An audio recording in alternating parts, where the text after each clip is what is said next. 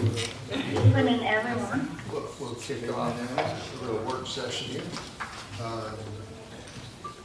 It's good to see everybody, Mr. Counselors. Pretty much all our regular folks. So I guess we didn't make anybody else mad this week, working on it. So our code enforcement officer that you may not have met was just in here a minute ago.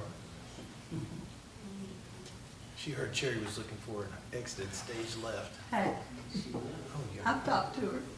She left because I talked to her. I think she just went back out through that door. Oh, she might have. I just better introduce her. She was here. All right, regular minutes, so that would be for the March 28th regular meeting minutes and the March 28th work session minutes. Any comments? Yeah. The details what happened in the meeting will not reflect in the meeting minutes for the work session and the regular meeting. On March 28th, I sent the city manager, city clerk, along with the council member, the notes of what is missing and the reference to that all the incident when did it happen during the meeting, and for the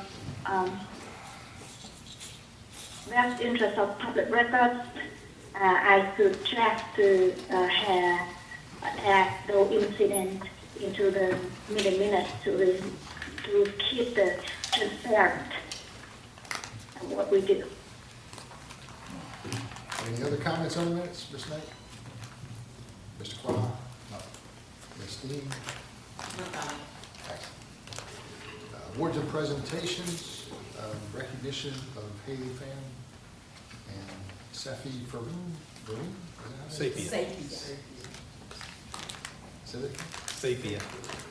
Sapia, and the last one just is spelled right. Municipal Court. That's how you spell it. All right, that's really good. For those of you who don't know, this is Essie West. She's worked for the city for. Hey, Essie. Recognition of the firefighter 3, advanced EMT, Rick Davidson, as the 2022 Danny and Mary Nell Rudd Firefighter of the Year. Everybody in here kind of knows who Danny was and his wife, so that'll be fun. Badge pinning ceremony for recently promoted Captain Terrence Chrysler. That'll be good. New business, approval of city manager's recommendation to appoint Marty Tracy to the Land Bank Authority. Was there anybody else who wanted to be on the Land Bank by chance? I know Marty signed up twice, so I think it's just one of those things we gotta take, so. All right. May I have a question? Oh, by all means, go ahead. The Land Bank Authority is that a separate government public entity to operate under the state law Georgia to entitle create the delinquent, the abandoned property also, or is this Land Bank Authority is still under the cities of Morrow? It's not under the operation. city. It's not under the city of Morrow. This is a cooperative with the Clayton County. And basically, it's a way to have properties that have been either taken by a tax lien, abandoned, whatever they are, and to give them to a proper authority so that they can come up with the highest and best utilization for it. So it's really a county scenario, and we're all just working together. If it happens to be in the city, the idea if it becomes an available piece of property rather than it just sitting out there doing nothing, you know, the city has the option of being able to pick it up and to take the ownership of it. And it's already went through the court system and everything. So will it be an intergovernmental agreement between the Land Bank Authority and the Clayton County?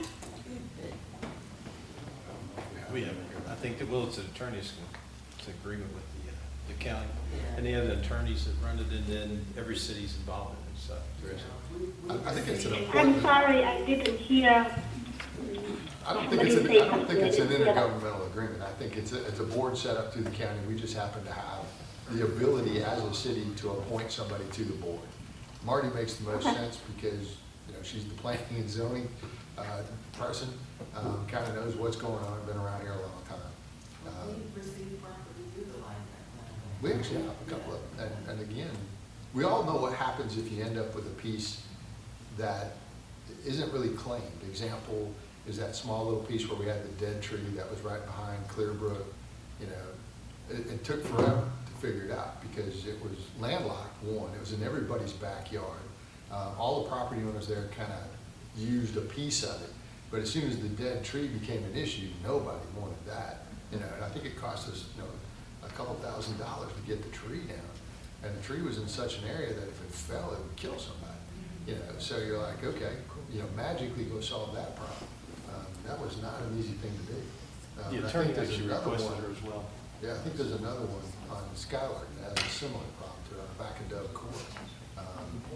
To be honest, we solved the tree problem, you know, but it's not simple to solve the other problem. You gotta wait, you know, where somebody doesn't pay a tax lien or something like that to pick it up differently. So it's a very good idea. And, you know, over a long period of time, these little remnant pieces that are in the city will eventually get either in our hands where we can dispose of them and give them to an adjacent property owner if that's what they want or something like that. So, but we've been doing this for a while. And somebody likes Marty over there, so that works for us. Other comments, Ms. Knight? No problem. Mr. Klein? I have a last question. What is the reappointment term this time? It's a 3-year term, I believe. I don't know for sure. I'd have to check on that for you. I believe it's 3. I know there's not a second person who's asked for the job, if that's what you're asking. But- I know I'm not asking for that, but like last time when we did the appointment, I'm not quite certain if we had the term, and now we reappointed that again. I have no problem with that, and I think I agree with you. Marty would be the best fit for the position because he has been in the zoning and code for so long, so he would be the person who knows best about all the properties overall. But I'm just wonder what is the term? Or this unlimited term? It's not unlimited, otherwise we wouldn't be reappointing it, so somebody's keeping track of it, but I don't know if it's 3 or 4. Yeah, We'll so check. that's why I asked, so we can have a better record on all the positions. Other comments? Ms. Klein? I know, I know. Ms. Dean? No problem. Well, that'll be our agenda for this evening. We'll pick it back up at 7:30. In the meantime, there is some amazing coffee. I mean, it is just really, really good. And, I'm sorry? Yeah.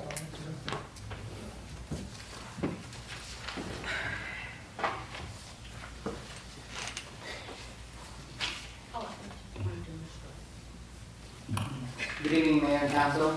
Did you notice Victor shaved? Oh, I got a Done haircut. a haircut too. And a haircut, I missed the haircut part. That was just, I'm sure you guys have noticed already the flyer that's located in your seat, and it's called the Georgia City's Week Lighting the Way. I'm not sure if you guys already saw it, but you can pick it up also on the table over there. So in celebration of the 2023 Georgia City Weeks, which is April 23rd to the 29th, sponsored by the Georgia Municipal Association, the City of Morrow is starting celebration by opening its coloring contest to children's ages 5 to 12. The contest is free to enter, and the first place winner receives the City of Morrow apparel, a certificate of achievement, and recognition of the Mayor and Council, and an option to be the official coloring page for the child selected, and a $50 gift card to Dairy Queen. To enter, simply grab the coloring sheet below. Any children can color, and they can color it any way that they want, as long as they use the material. They just have to think outside the box, and they can drop their drawings here basically, or they send to me via email. I let the information is posted on the city website. This is just, I guess, one of the first activities to celebrate Georgia City Weeks. That's celebrate April 23rd to April 29th. And this is an annual participation from all 563 cities that your municipal tourism association represents. Thanks. Coffee's still just as good, and it's right around the corner. I'll see you September.